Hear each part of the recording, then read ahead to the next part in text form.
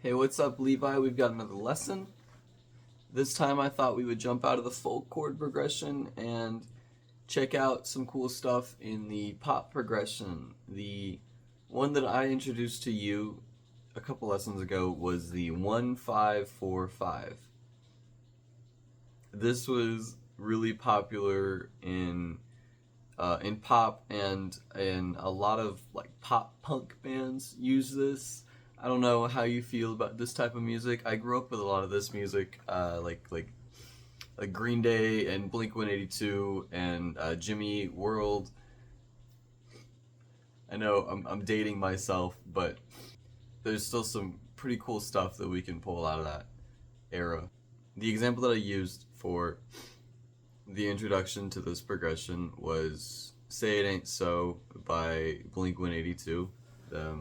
Say it ain't so, I will not go. Turn the lights off, carry me home. Na na na na na na na na na na na na na na na na na. And I thought I would show you one of my favorites when I was younger. And like I said, I don't know how you feel about this type of music. If you're against it, if you think this is boring, if you think this is too 2000s, I don't know. Just, let me know.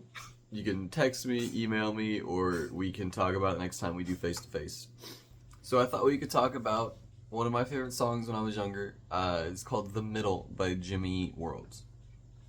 It's super easy. We're going to look at the chords first, and it's in the key of D. So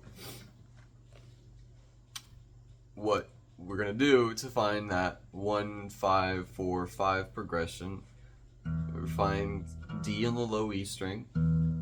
You go E, F, G, A, B, C, D. Cool. And then we play our D major scale.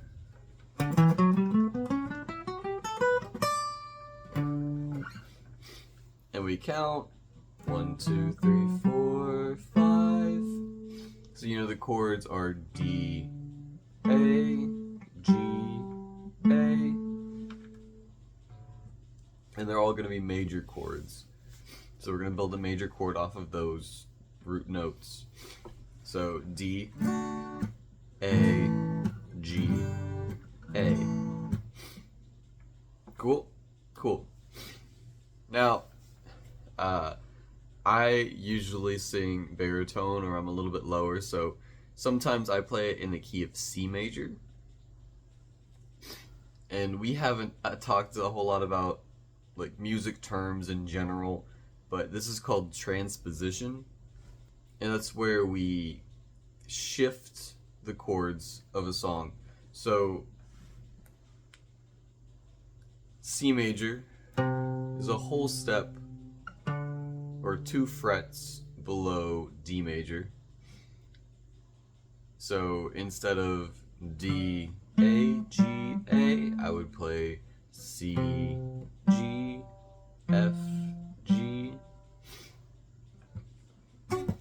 I don't know if you have ever seen one of these guys as a capo. This is a tool that a lot of guitarists use to just do a quick transposition. So if I'm playing C major,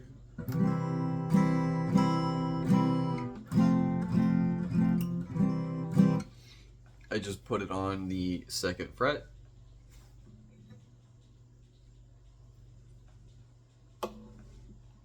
Now all of a sudden my C major is D major.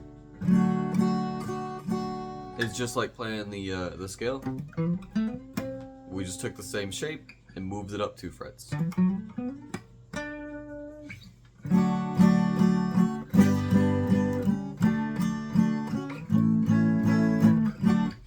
Cool, cool. So like I said, I usually play it in the key of C major. And I don't know if you know this song. It's pretty easy, pretty simple. Hey, Don't write yourself off yet. It's only in your head you feel left out or looked down on. Just do your best. Do everything you can. And don't you worry what they tell themselves when they're away. Cool, so now we know the main chords of the song. That's C, G, F, G, or if you were playing in D, like the key of the recording, D, A, G, A. And now we can talk about how the band plays it in the recording. Now, if you remember the power chord lesson that we had, you'll remember how to make the chord shapes. If you're looking for D, we can look for the root note. We'll look for it on the A string. So we'll call this the root on 5 power chord. A, B, C, D. So we have a D on the 5th fret, and then we make that chord shape. And then the root on 6 for A. And by root on 6, I mean the 6th string. The root is on the 6th string. So we're looking for an A chord, E, F, G, A, and then we make that shape.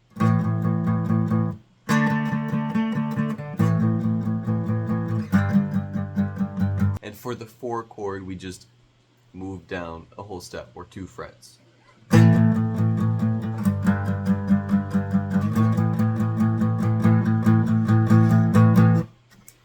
And like I said, my voice, I can't sing very high right now, so I'm going to transpose it back down 2 frets to the key of C. So that's... Hey,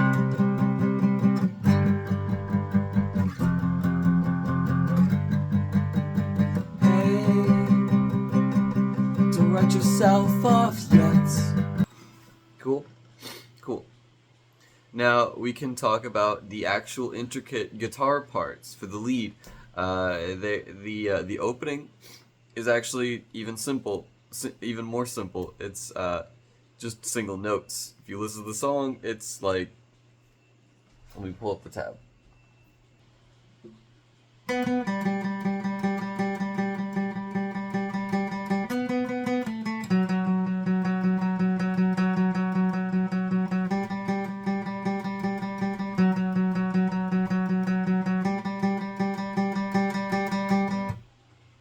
Pretty simple, but we can make it sound cooler by adding the technique called palm muting. That's where we just lay our palm on the strings so it's muted. It sounds a little bit cleaner, especially with an electric.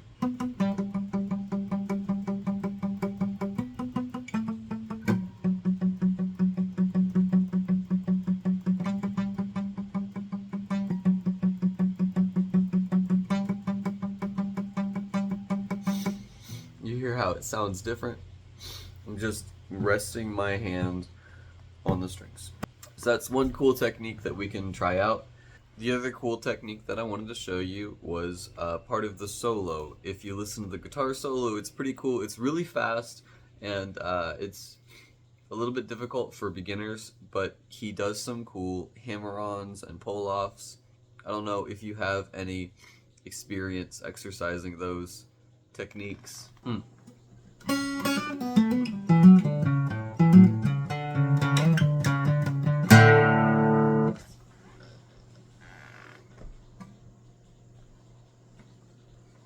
Now, a hammer-on is called a hammer-on because you're hammering your finger on to make the note.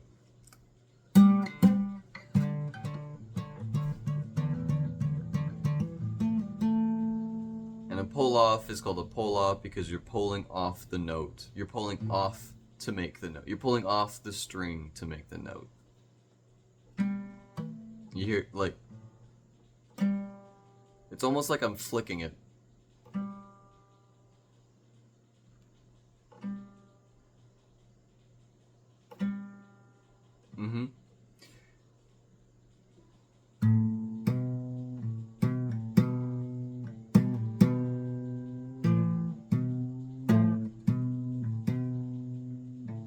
Sometimes I'm pulling back with my wrist slightly, but I'm not pulling, I'm trying not to pull back enough to change the note, you know what I mean? I'm not trying to bend.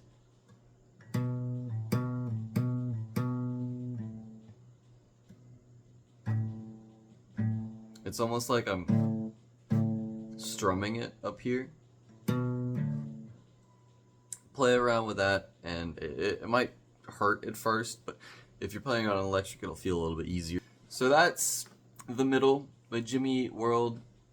That's not the whole guitar solo, but I'll put a link in for the solo for the tab if you want to take a look at it. But I'm really just curious to see if, like, maybe this week you can try to figure out that first section of the guitar solo that I showed you. It's a lot of finger strength and speed. Even if you could just do that part, that would be cool.